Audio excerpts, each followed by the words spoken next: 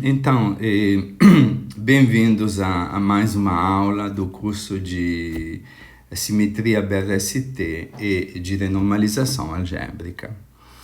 E na última aula vimos as famosas identidades de Nielsen, que permitem controlar a dependência das funções de correlação dos parâmetros que entram na fixação de calibre. Em particular, vimos que as quantidades invariantes de BRST que pertencem à cohomologia de BRST ou equivalentemente as quantidades gauge invariantes não possui uma propriedade bem agradável. As funções de correlação que envolvem estas quantidades não dependem dos parâmetros de calibre, que é algo muito importante, muito consistente, é muito bem-vindo.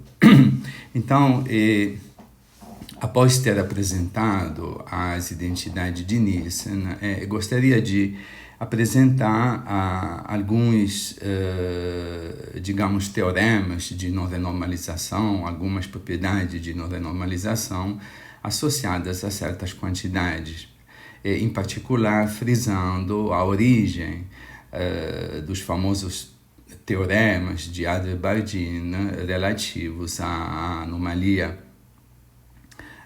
axial 1 e a anomalia de calibre, a anomalia de gauge no setor de Slavnov-Taylor.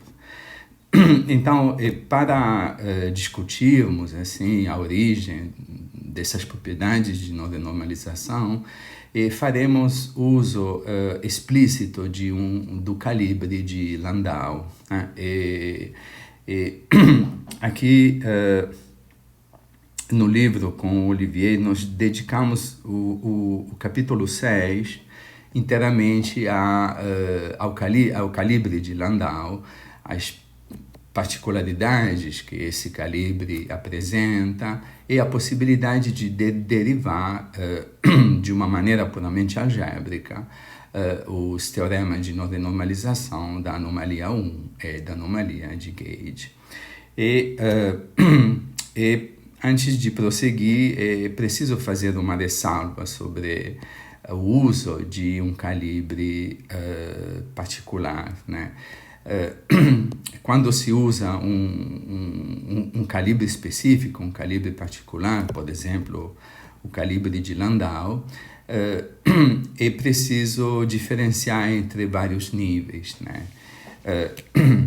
É possível que um certo calibre apresente algumas propriedades particulares que dizem respeito a quantidades não invariantes de calibre, não invariantes pelas transformações de BRST. Então, esses resultados são válidos somente naquele calibre específico, né?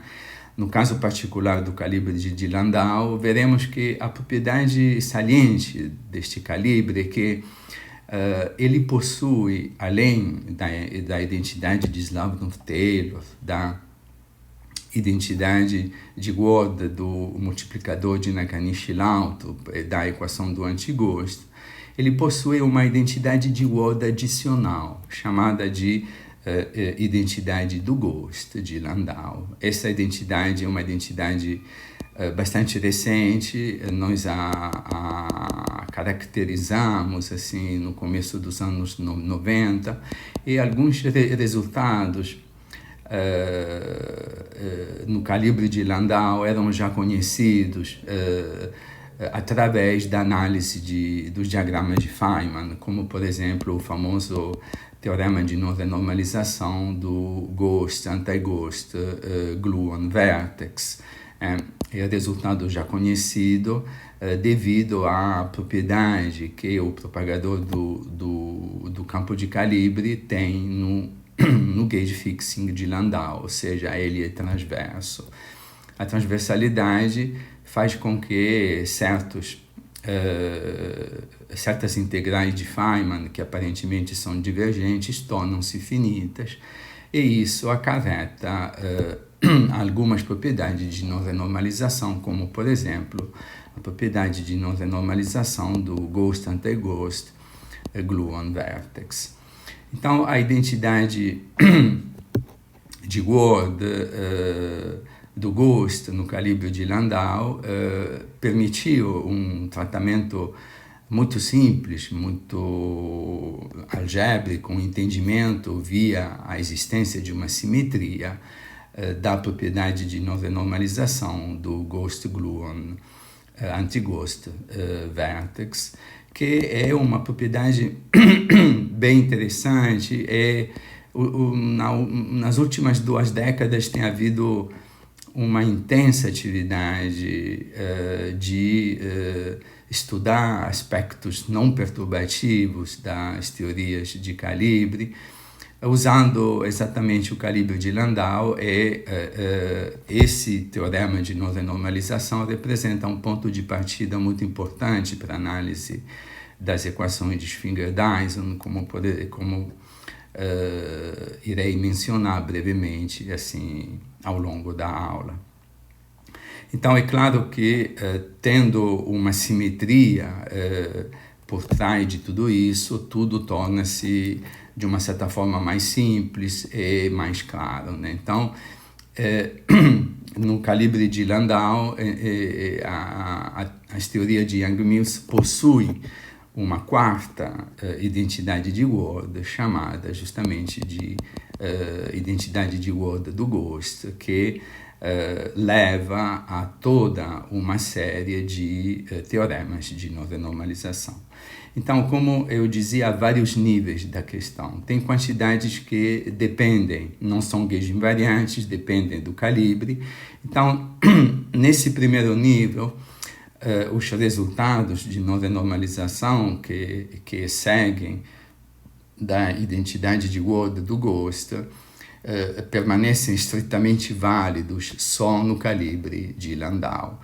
Este é o caso do teorema de não renormalização do ghost anti-ghost gluon vertex.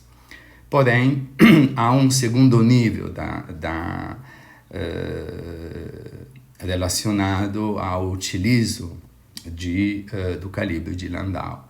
Como aprendemos estudando as identidades de Nielsen, quando se estudam quantidades invariantes de BRST ou gauge invariantes, acaba praticamente sendo a mesma coisa. E essas quantidades não dependem dos parâmetros de calibre, por exemplo, as dimensões anômalas de operadores BRS invariantes pertencentes à cohomologia de BRST ou gauge invariantes não dependem dos parâmetros de calibre. Portanto, eles podem ser estudados num calibre particular, porque justamente não dependem do parâmetro de calibre. Então, por exemplo, quantidades, operadores compostos que pertencem à cohomologia de BRST, devido ao fato de que não há dependência dos parâmetros de calibre, podem ser estudados no calibre de Landau, e os resultados, as propriedades de não renormalização que são derivadas, neste caso, no caso dos operadores que pertencem à cohomologia de BRST, permanecem válidos em qualquer calibre. Então, tem 2 níveis da questão, né? Tem quantidades gauge dependentes. Então, nesse caso, os resultados determinados num calibre particular, por exemplo, no calibre de Landau, permanecem válidos só naquele calibre. Mas há também resultados atrelados a quantidades que pertencem à cohomologia de BRST ou quantidades gauge invariantes. E, nesse caso, mesmo utilizando um calibre particular, a independência dessas quantidades dos parâmetros de calibre faz com que os resultados são de natureza geral. E esse é justamente a potência digamos, de ter achado uma quarta identidade de Word no calibre de Landau. Então a gente vai ver um pouquinho isso tudo desta forma o argumento fica muito bem caracterizado, principalmente após ter estudado as identidades de Nielsen. Então, vamos começar apresentando a identidade de Word do Ghost no calibre de Landau. Né? Então, isso é um pouquinho o que eu estava já comentando. Depois de ter estudado as identidades de Nielsen, vamos tentar entender um pouquinho a origem dos famosos teoremas de Adler-Bardeen, no caso da anomalia axial 1 e no caso da anomalia de Gauge. Então, como veremos, a identidade de Word do Ghost no calibre de Landau permite um entendimento bastante simples, puramente algébrico, dos teoremas de normalização atrelados à anomalia 1 e à anomalia de Gauge de calibre no setor de Slavnov-Taylor. Então, vamos apresentar a construção, digamos, da identidade de Word do Ghost no calibre de Landau. O calibre de Landau é caracterizado por essa condição aqui. O campo de calibre ele é transverso e, como consequência, o propagador do campo de calibre é puramente transverso no Landau, o que já, por si só, acarreta toda uma série de propriedades dos diagramas de Feynman, porque cada vez que digamos, um momento Pmi é contraído com o propagador do campo de calibre, devido à transversalidade, há uma redução automática do grau de divergência. Portanto, não é de se estranhar que no calibre de Landau surgem propriedades de normalização. Então, vamos começar relembrando rapidamente o ponto de partida. Aqui podemos começar com a ação completa dada pelo termo de Yang-Mills. Podemos incluir a matéria, mas o resultado final não vai mudar. Então vamos considerar o caso mais simples, em que temos a ação de Yang-Mills, depois temos a fixação de calibre, o termo de fixação de calibre no calibre de Landau. Como nós aprendemos, o termo de fixação de calibre é dado por um termo BRST exato que no calibre de Landau se escreve desta forma aqui. Então, aqui temos o campo de Nakanishi-Lautrup, B, aqui o termo de Faddeev-Popov, e falta o termo alfa-B ao quadrado, que justamente seria um outro calibre, o calibre linear covariante, caracterizado pela presença do parâmetro alfa. No Landau, alfa é igual a zero, portanto, o gauge fixing no calibre de Landau é expressado dessa forma aqui. E depois temos o termo de fonte, associado às variações não lineares das transformações de BRST. Aqui temos a variação do campo de calibre, a variação do Ghost.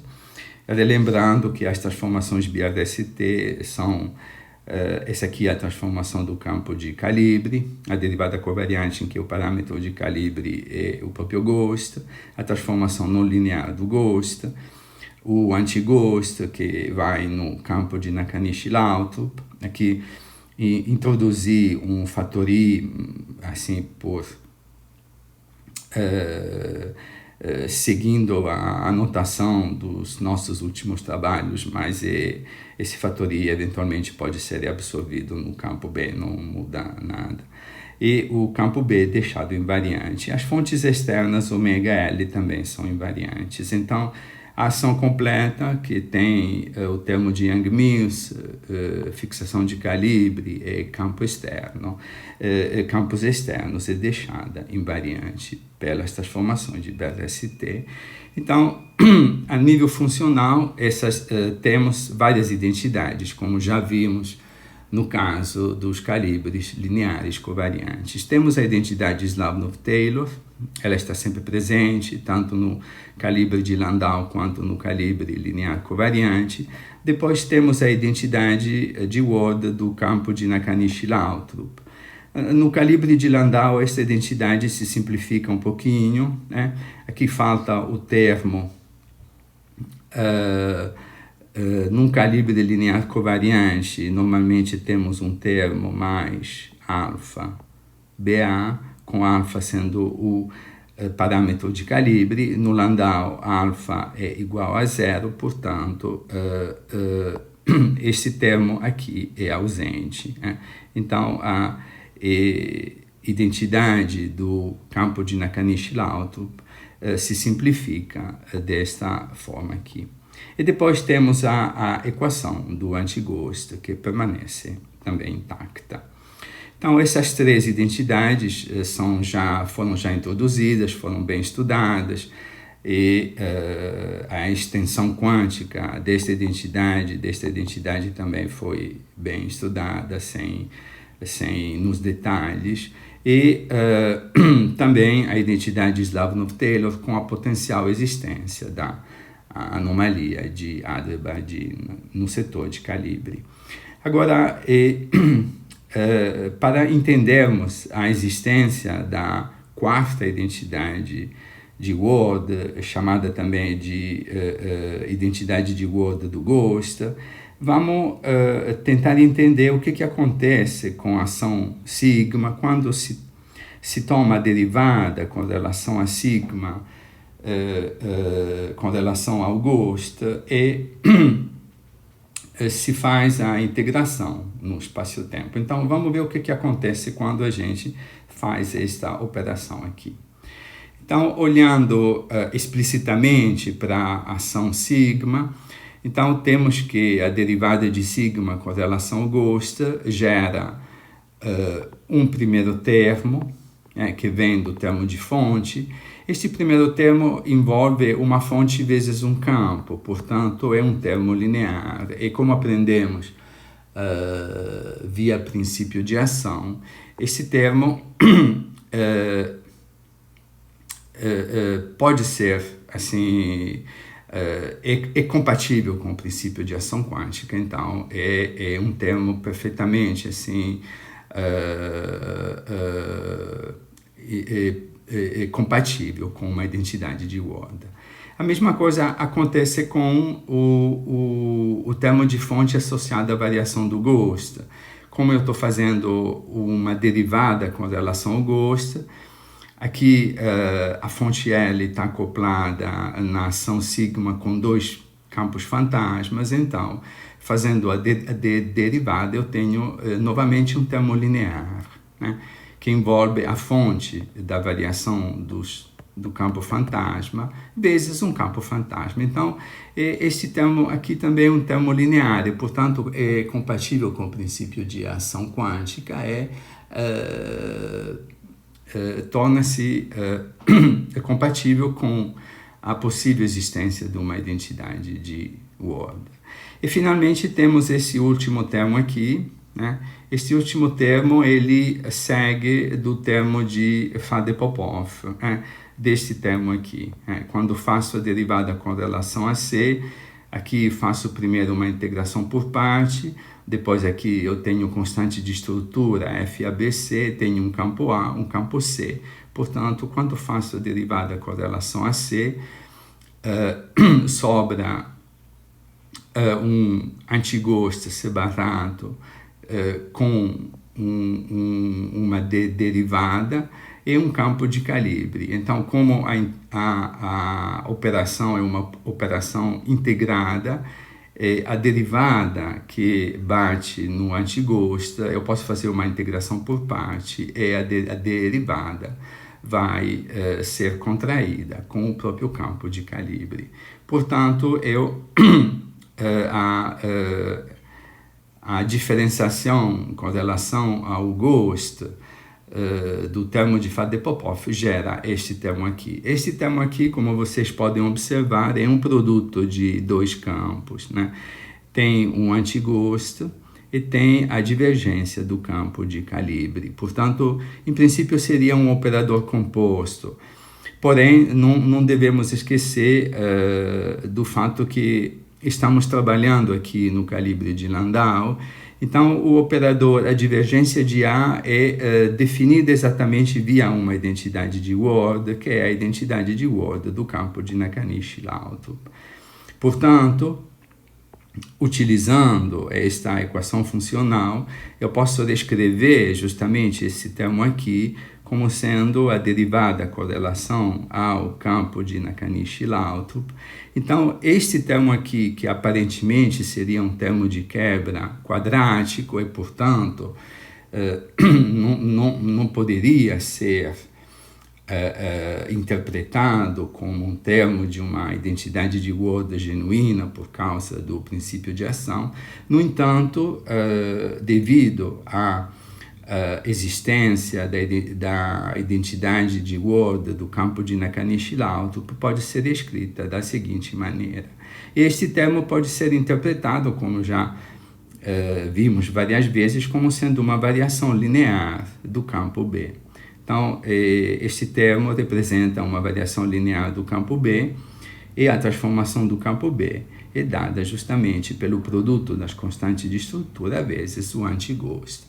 Então, desta forma, graças à identidade de Ward do campo de Nakanishi-Lautrup, este termo pode ser escrito da seguinte maneira. Então,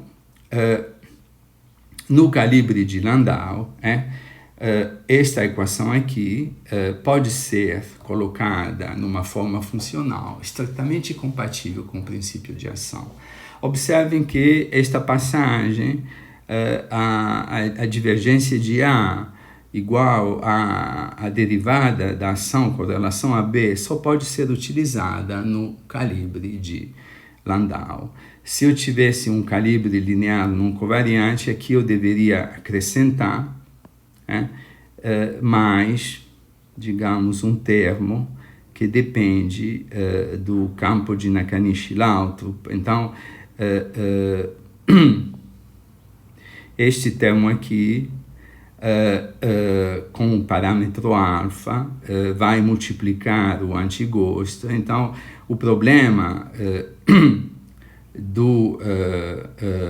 deste termo aqui como sendo um termo quadrático nos campos e, portanto, não uma quebra linear, permanece intacto no calibre linear covariante. Então, no calibre linear covariante, eu posso utilizar a identidade de Ward do campo de Nakanishi-Lautrup, porém, não vou conseguir me livrar deste termo aqui. Então, este termo aqui vai de novo multiplicar o antigosto. Então, esse operador aqui basicamente permanece um operador composto num calibre linear covariante. Então, não há como interpretar esta operação aqui como sendo associada a uma identidade de Ward.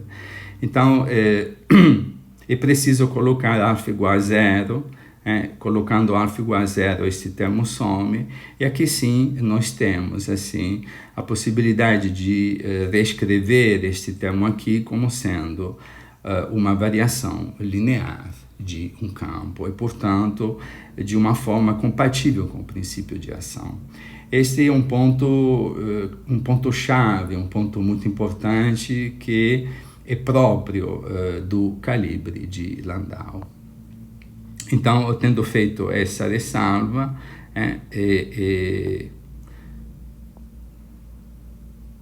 Tendo feito essa ressalva,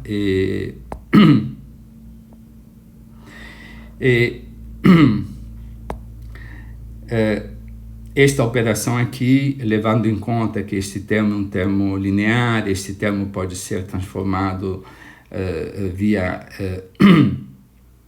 identidade do campo de Nakanishi-Lautrup neste termo aqui. Então temos a chamada identidade de Word do Ghost, que é dada por esta expressão aqui.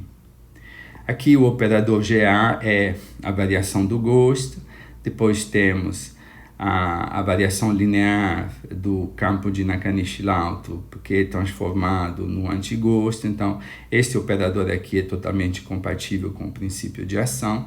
E depois aqui temos o termo de quebra linear, né? Temos o termo de quebra linear, ômega é a fonte da variação do campo de calibre, então temos um termo de quebra ômega A, e L a fonte da variação do campo de Ghost, então temos LC. Então esta é a chamada identidade de Word no calibre de Landau. Muito bem, então fazendo um breve resumo das propriedades das teorias de Yang-Mills no calibre de Landau, podemos dizer que a teoria de Yang-Mills no calibre de Landau possui 4 identidades de Word. A primeira é a identidade Slavnuk-Taylor, a identidade do campo de Nakanishi-Lautrup, que se simplifica no calibre de Landau desta forma, a equação do anti-Ghost e a equação do Ghost. Então, é muito fácil, assim, não é complicado, repetindo um pouquinho o procedimento que fizemos com com a equação do campo de Nakanishi-Lautrup ou com a equação do anti-Ghost, mostrar que a equação do Ghost no calibre de Landau não é anômala, pode ser estendida a todas as ordens na expansão em loop. Então, essa é a primeira observação. Uma segunda observação é que, obviamente, esta equação aqui acarreta consequências com relação ao chamado contratermo local. Se vocês lembrarem da expressão do contratermo local e considerarem ele no calibre de Landau e utilizarem a equação, a nova identidade de Word, é muito fácil ver que a identidade de Word do Ghost faz com que este termo aqui seja ausente no contratermo local invariante. Então, este termo aqui, que é justamente o termo de interação Ghost, campo de calibre anti-Ghost, é ausente. Isto é uma primeira propriedade bastante simples de se ver, e esta propriedade aqui tem já uma consequência bem importante. Quando após ter caracterizado o contratermo local, então ter constatado a ausência deste termo aqui em particular, e após ter verificado a estabilidade, a ausência deste termo aqui a nível de campus Baire, ou seja, a nível da condição de estabilidade da ação de partida, implica que as quantidades nuas G0, C barato 0, A0, C0 sejam iguais às quantidades digamos, renormalizadas, o que a nível de fatores Z implica imediatamente que ZG, o fator de renormalização da constante de acoplamento, vezes o fator de renormalização do campo de calibre elevado ao meio, de acordo com as convenções usuais, e 2 vezes o fator de renormalização do campo de Ghost é igual a 1. Então, este é o famoso teorema de não renormalização do vértice anti-Ghost, Ghost, campo de calibre. Então,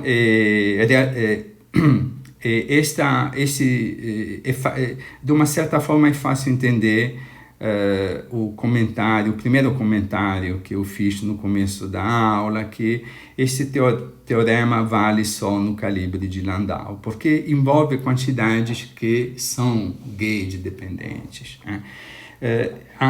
O fator de renormalização da constante de acoplamento ZG pode ser mostrado como sendo independente do parâmetro de calibre, porém, tanto o fator de renormalização do campo de calibre quanto do gosto dependem de alfa. Então, num calibre que não seja o calibre de Landau com alfa diferente de zero, esta condição aqui não é válida. Portanto, por quê? Porque ela envolve quantidades que não são beta-S invariantes, como, por exemplo, o próprio campo de calibre, o próprio gosto. Então, esta identidade aqui é própria do calibre de Landau. E, no entanto, aqui cabem várias ressalvas, né? A primeira é a que eu já comentei. Esta propriedade aqui era já conhecida via análise direta dos diagramas de Feynman e se constatava que devido à transversalidade do propagador do gluon, certos diagramas assim apresentavam um grau de divergência de fato menor do que o grau de divergência fornecido pela contagem de potência. E, de fato, a redução do grau de divergência desses diagramas era diretamente atrelado a esta propriedade aqui. E, obviamente, ter assim, caracterizado uma quarta identidade de Ward no calibre de Landau possibilitou um entendimento muito simples e elegante deste resultado aqui via a existência de uma identidade de Ward, que é sempre algo muito agradável. Inclusive, hoje em dia sabemos que este resultado aqui ele vale a todas as ordens da teoria de perturbações, a todas as ordens da expansão em H cortado, fato que é possível achar na literatura cálculos assim dos fatores Z feitos até 4 loops. Por exemplo, vocês podem olhar os cálculos do Chetyrkin, que é um grande expert em cálculos assim, a ordem muito elevadas. Então, lá tem todos os fatores Z, então é só pegar esta combinação aqui. Magicamente, todos os números assim, incríveis que aparecem a 2, 3, 4 loops se encaixam de tal forma que aqui sempre o resultado desta operação sempre dá ordem a ordem em expansão em H cortado. E hoje em dia, de uma certa forma, se tem alguma evidência do fato de que este famoso teorema de não renormalização seja válido também, digamos, na região não perturbativa. Obviamente, tudo isso tem que ser, essa afirmação tem que ser assim colocada de uma maneira mais explícita. De fato, há estudos das teorias de calibre com fixação de calibre na rede. É possível. O calibre de Landau, nesse caso, nesse sentido, é muito, muito especial. É um dos poucos calibres que tem uma formulação na rede, porque é um calibre que tem uma geometria muito bonita. De fato, a condição de Landau pode ser derivada como sendo atrelada ao mínimo de um certo funcional, chamado de funcional minimizante. Então, tendo esse funcional, de uma certa forma, isso facilita o estudo do calibre de Landau na rede, porque as configurações que satisfazem a condição de Landau são determinadas justamente via a minimização desse funcional.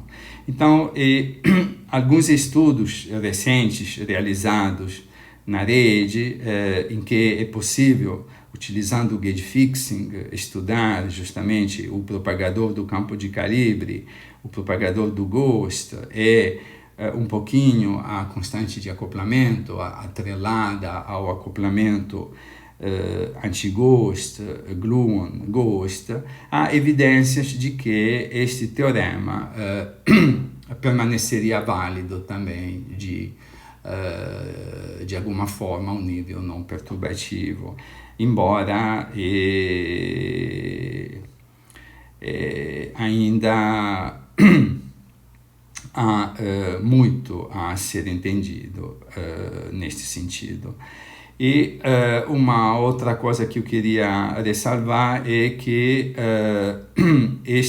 hoje em dia este teorema é muito utilizado também no estudo das chamadas equações de Schwinger-Dyson, que de uma certa forma são as equações que generalizam as equações, digamos, do movimento clássicas, levam em conta assim, toda a parte quântica, porém são equações muito complexas. Normalmente as equações de Schwinger-Dyson são praticamente um conjunto infinito de equações, porque, digamos, a equação para a função a 2 pontos envolve a função a 3 pontos, a função a 3 pontos a 4 e por aí vai.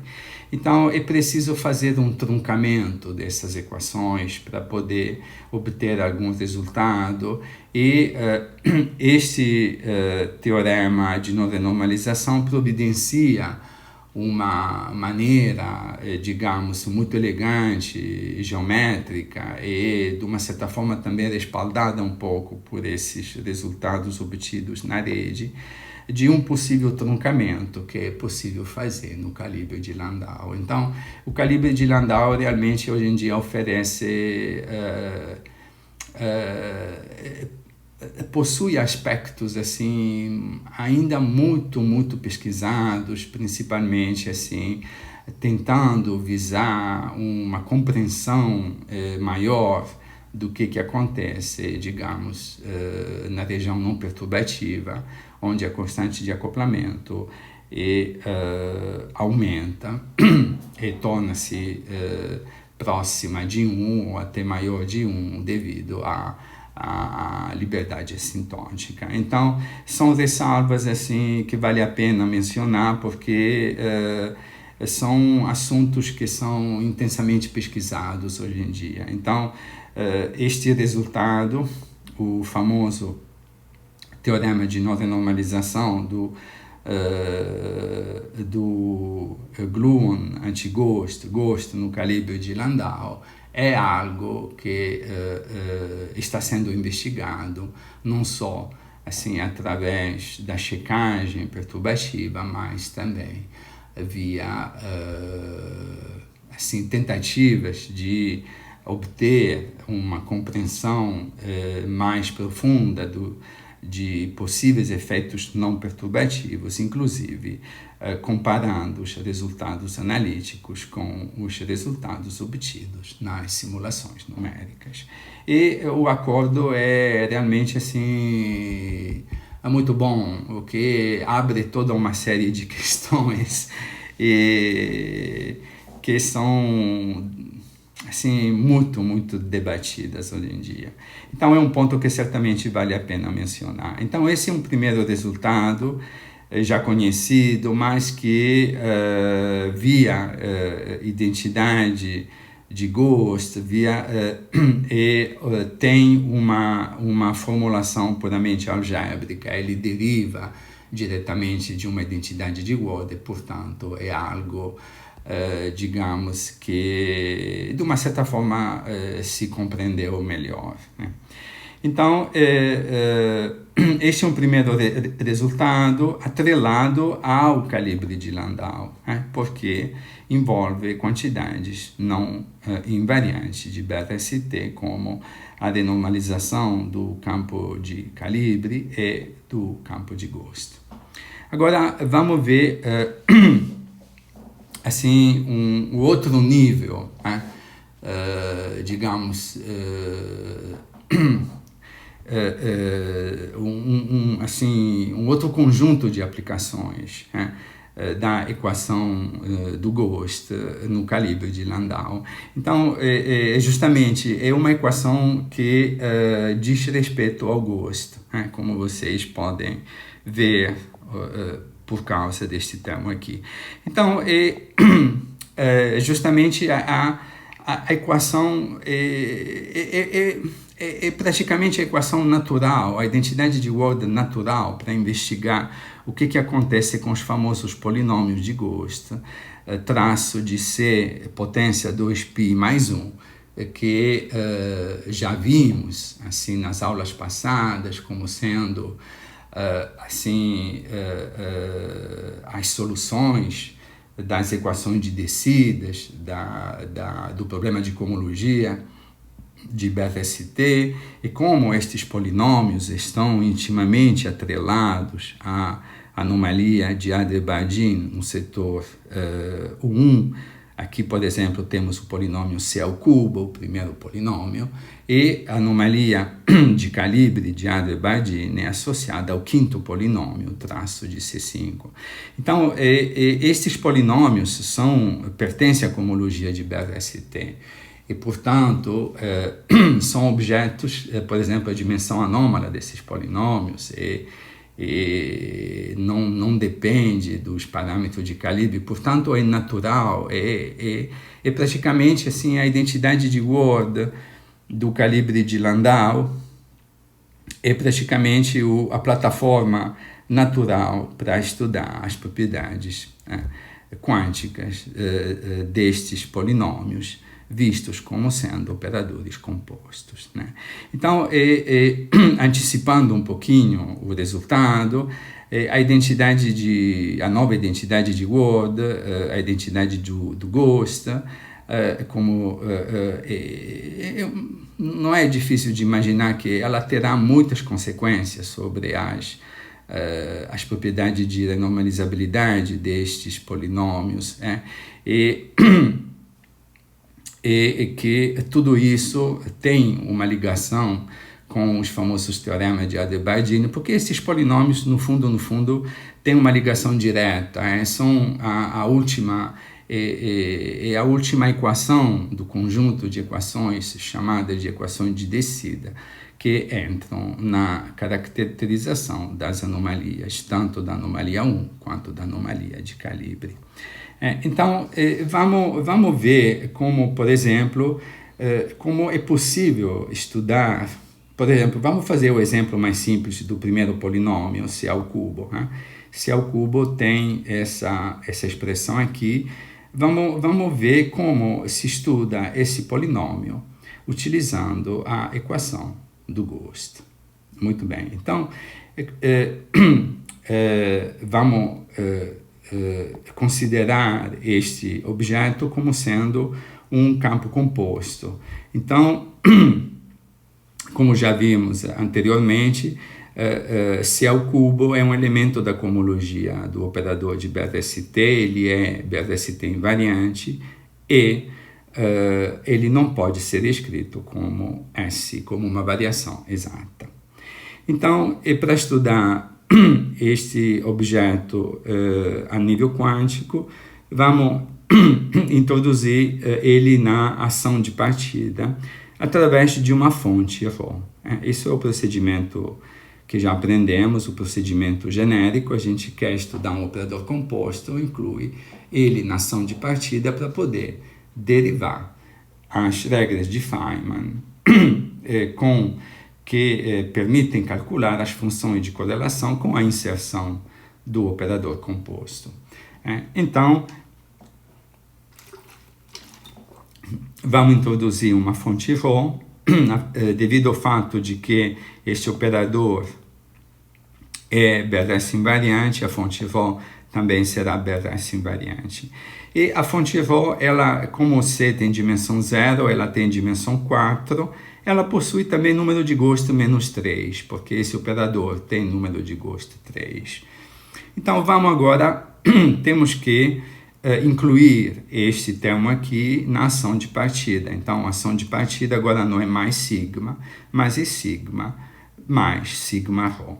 Então, temos que ver se é possível derivar todas essas identidades de Word que derivamos, no caso de sigma, para a nova ação. Isso, às vezes, é possível, às vezes não. É um ponto muito delicado, porque estamos mudando a ação de partida com a introdução de um novo operador, né?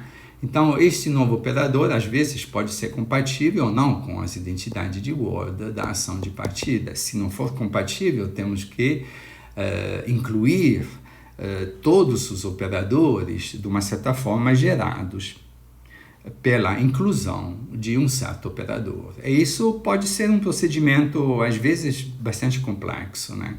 Mas nesse caso aqui, a coisa é muito... realmente muito... se encaixa tudo de uma maneira muito natural, muito simples, muito bonita. E vamos entender por quê. Bom, primeiramente, obviamente, sendo este objeto invariante de BFS a fonte também, a identidade de Slavnov-Taylor, ela vale automaticamente, a forma da identidade de Slavnov-Taylor não muda. É exatamente esta identidade aqui. É justamente porque a nova fonte ρ é deixada invariante pelas transformações de BRST e o operador composto associado a esta fonte também é invariante. Então, a identidade de Slavnov-Taylor, no caso da inclusão do novo termo, permanece a mesma, né? A identidade de Word do campo de Nakanishi também não sofre nenhuma mudança. Isso porque essa quantidade aqui não depende do campo de Nakanishi lá alto. Muito bem. E, por último, é imediato observar que essa quantidade aqui também não depende do antigosto. Portanto, a equação do antigosto também continua sendo válida. Porém, esta quantidade aqui depende do gosto. Portanto, não é tão óbvio que a equação do gosto seja mantida. Porém, aqui acontece uma coisa bem interessante. Então, vamos ver qual é o resultado da ação do operador funcional da equação do gosto de Landau, desse operador aqui, quando esse operador atua no novo termo. Aqui eu tenho uma derivada em dCA. Então, o novo operador, ele tem 3 campos fantasmas. Então, quando eu aplico o operador funcional na parte nova da ação, aqui eu tinha 3 campos fantasmas, agora eu tenho 2 campos fantasmas. Então, aqui tem uma troca de sinal, porque Rho tem número de gosto 3, e aqui aparece justamente esse operador aqui, que tem número de gosto 2. Mas a coisa bem bonita é que esse operador já foi introduzido. Esse operador agora não é nada mais do que a variação de BRST do próprio gosto, né? Vocês lembram que a gente tinha introduzido um termo LA SC de A. Então, esse operador aqui não é nada mais do que esse C de A. Então, nós já incluímos na ação esse operador. Isso é um fato muito agradável, e tudo se combina de uma maneira muito assim, bem bonita mesmo. Então, eu posso, esse operador eu já o havia incluído, porque é a variação não linear do gosto. Então, todo este termo aqui, que seria um termo de quebra não linear, porque eu tenho 2 campos fantasmas, de fato eu já introduzi esse operador composto, que não é nada mais do que a variação da fonte associada ao próprio operador. Então, a ação do operador funcional da identidade de Word do calibre de Landau pode ser reescrita da seguinte maneira. Então, este termo aqui, se vocês lembrarem do princípio de ação quântica, basicamente pode ser interpretado como sendo a variação de uma fonte externa, L, que é a fonte associada à variação de C, de BRST do campo fantasma, e a variação de L é dada pela fonte Rho. Então, é a variação de uma fonte em uma fonte. Uma operação totalmente contemplada no princípio de ação. Então, esta propriedade aqui, bem bonita, muito, assim, isso é algo que se encaixa de uma maneira, assim, quando, de uma certa forma, vimos isso, foi realmente muito agradável, muito bonito ver como esses polinômios, assim, um se encaixa no outro, então tem todo... É como se tivesse um ladder, uma torre de objetos e tudo é encaixado de forma sistemática. Então, a equação, o resultado é que a equação do Ghost se estende imediatamente à presença do polinômio C ao cubo, e a única mudança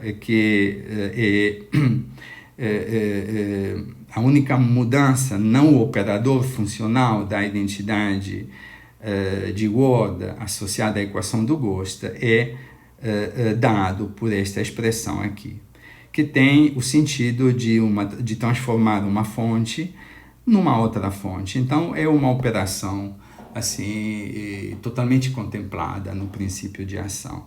Então, resumindo, a identidade do Ghost, de Landau, se generaliza à presença do operador C ao cubo, que é algo altamente não trivial, porque C ao cubo é um operador que pertence à cohomologia de BRST,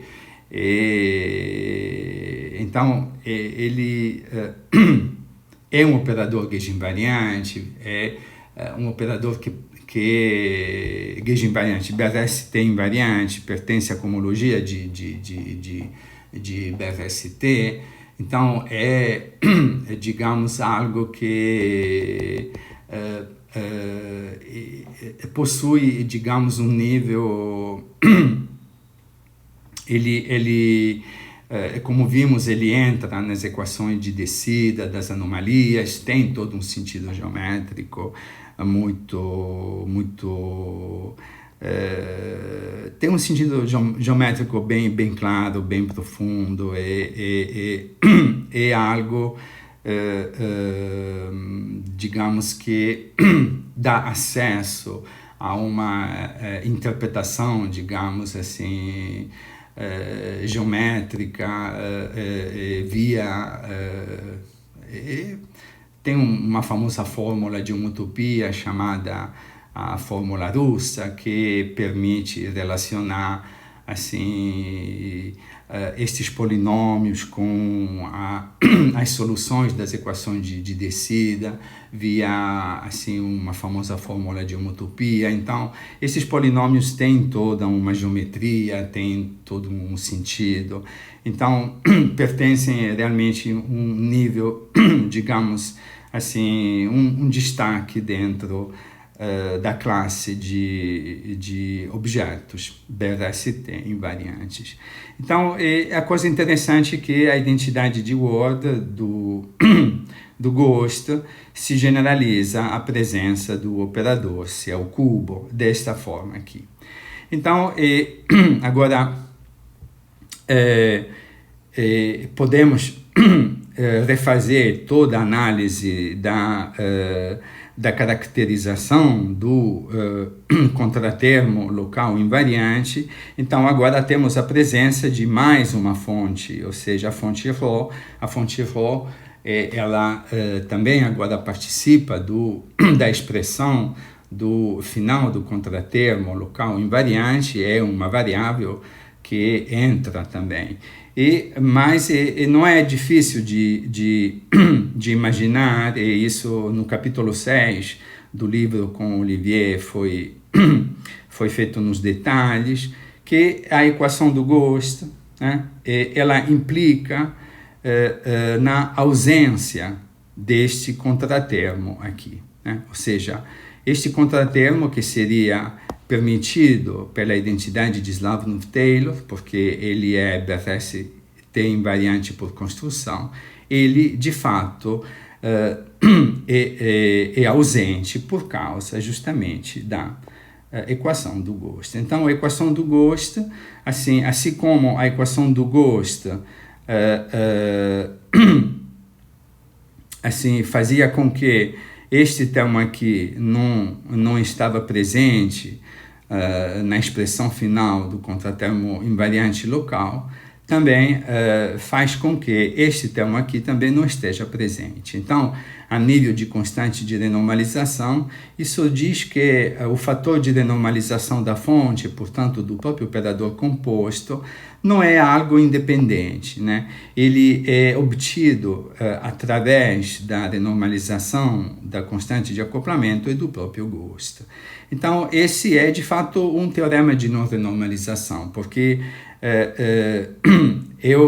basicamente, o fator de renormalização zero não é algo genuinamente assim independente, mas ele está atrelado ele pode ser obtido via outros fatores de renormalização, então não é algo independente. E quando essa propriedade é utilizada, por exemplo, na equação do grupo de renormalização, implica que a dimensão anômala deste operador aqui, do operador C ao cubo, é nula.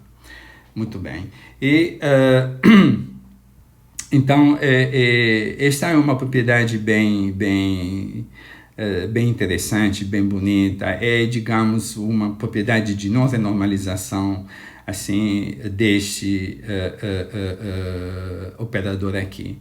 E sendo este operador BRST invariante, assim, o fato que a dimensão anômala dele, depois, quando estudada via grupo de renormalização, é nula, é algo que tem uma validade geral, é justamente porque a dimensão anômala não depende de alfa por ser um operador BRST invariante. Tudo isso é discutido em detalhes, digamos, no capítulo 6 e também em parte no capítulo 5 do livro com o Olivier. Então, esse é um resultado bem interessante e geral, no sentido que mesmo tendo sido derivado no calibre de Landau, é um resultado que se generaliza a calibres que possuem parâmetros não nulos, como o parâmetro alfa do calibre linear covariante.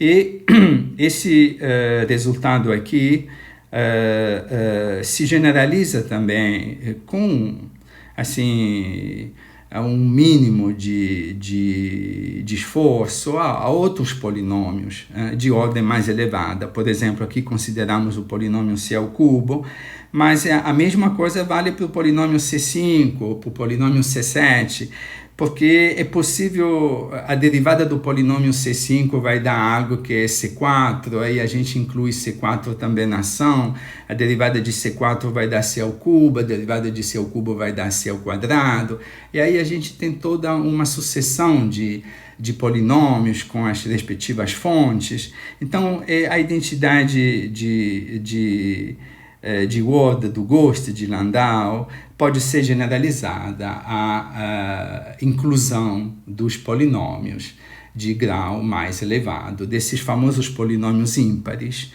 que tem uma ligação tão profunda com as anomalias de 1, a anomalia de Aldebaran, digamos, com as formas de Chern-Simons em 7, 9, 11 dimensões. São coisas assim extremamente geométricas, muito bem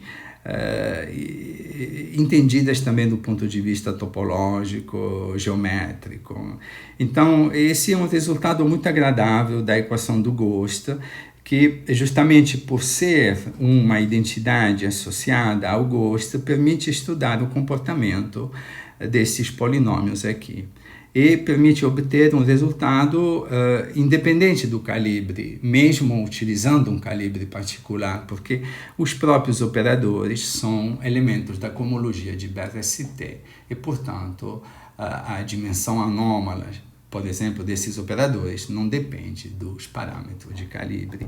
E isso acarreta toda uma série de outras consequências, né? E obviamente, em fazer tudo isso, há uma quantidade enorme de pontos técnicos e de ajustes de fontes, de operadores. Mas, enfim, é possível apresentar de uma maneira muito concisa toda a ideia geral, e depois quem quiser pode olhar todos os detalhes do capítulo 6, em que tudo isso é feito de uma maneira muito detalhada, a nível de fontes, operadores, inclusão de todos os operadores na ação de partida. Então, é muito fácil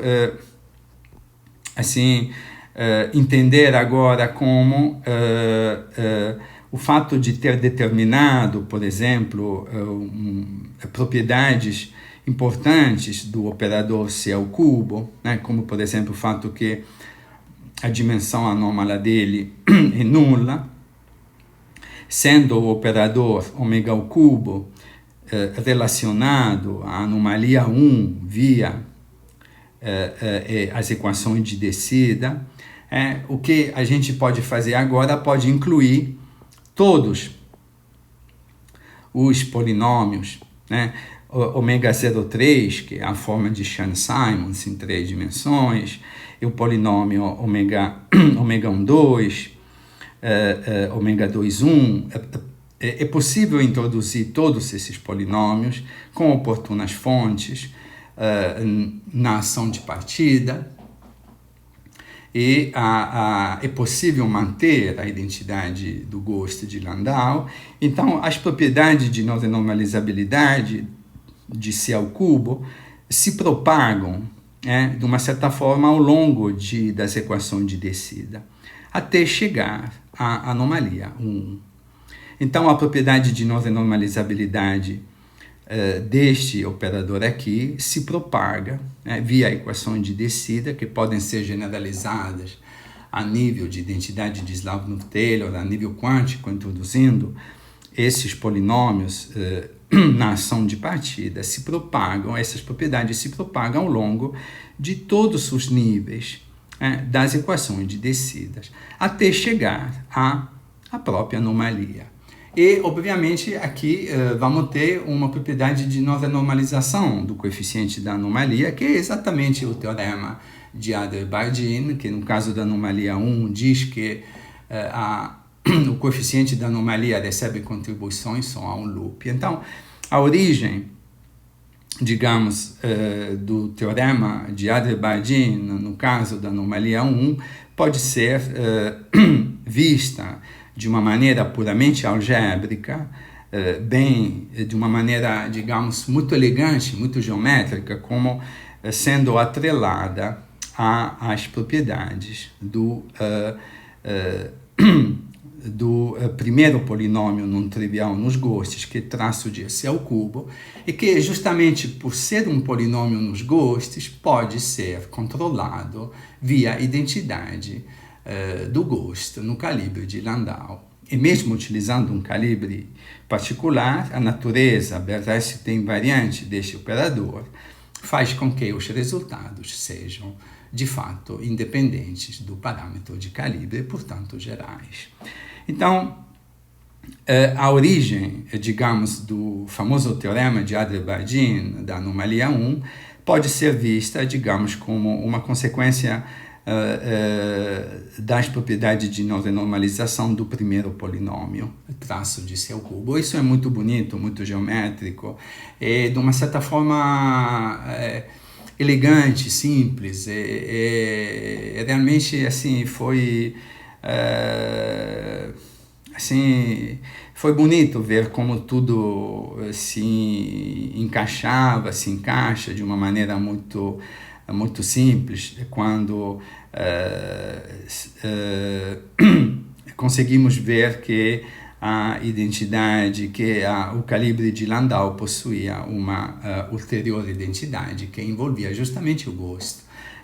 Então esse foi, digamos, algo muito, assim, que nos chamou muita atenção e foi bonito ver tudo isso, né? E obviamente a mesma coisa acontece com a anomalia de calibre de Adler-Bardeen.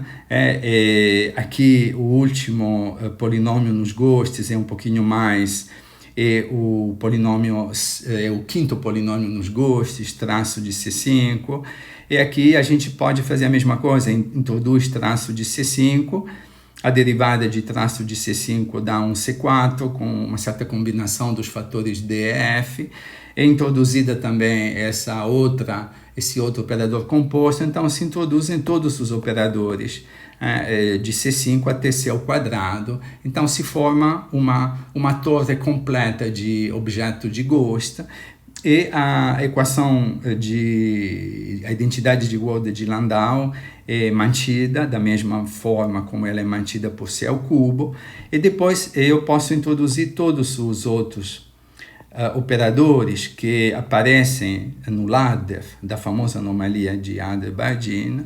Então, a equação do gosto, no caso de C5 também implica que o quinto polinômio, que é um elemento da cohomologia de BRST, também tem dimensão anômala nula. Essa dimensão não depende do parâmetro alfa, por ser uma quantidade justamente independente de alfa.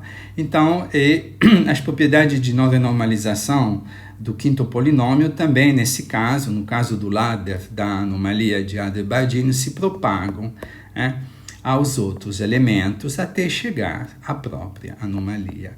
Então, a não renormalização de traço de C5 vai justamente implicar no famoso teorema de Adler-Bardeen associado à anomalia de Gauge, o teorema que diz que se o coeficiente for nulo à primeira ordem, ele será sempre nulo. Então, esses dois teoremas assim, extremamente importantes, tanto o teorema associado à anomalia 1, quanto o teorema associado à anomalia de calibre no setor de Slavnov-Taylor, podem ser entendidos de uma forma extremamente simples, muito geométrica e muito elegante, utilizando a identidade de Wörth do gosto, que justamente permite estudar o que acontece ao nível quântico com as dimensões anômalas dos polinômios de gosto, C ao cubo, C5, C7 e por aí vai. Por exemplo, o mesmo estudo pode ser, a gente pode considerar, por exemplo, às vezes nas últimas décadas tem sido a forma de Chern-Simons em 3 dimensões tem recebido muita atenção pelas propriedades topológicas que ela tem, pelas aplicações que ela permite nas teorias dos nós, tem também modelo de matéria condensada. Então, por exemplo, a gente pode tentar imaginar uma teoria de calibre em 3 dimensões, cuja ação é dada justamente pelo termo de Chern-Simons. Isso é uma teoria que foi muito pesquisada, que tem uma geometria muito rica. Então, a teoria de Chern-Simons em 3 dimensões, ela está relacionada justamente ao terceiro polinômio, traço de C ao cubo, e obviamente o fato de que a dimensão anômala deste polinômio é nula, imediatamente acarreta que a função beta, eventualmente, se eu considero a ação de Chern-Simons como sendo ação de partida, tem uma constante de acoplamento G embutida aqui, e a função beta associada à constante de acoplamento que aparece aqui é nula a todas as ordens, ou seja, não recebe nenhuma correção quântica. Também esse resultado bastante interessante que foi estudado via diagrama de Feynman e depois assim foi entendido a todas as ordens, e tem uma interpretação extremamente simples, direta, com o estudo do polinômio C ao cubo no calibre de Landau. Então era, digamos assim, resumindo, nós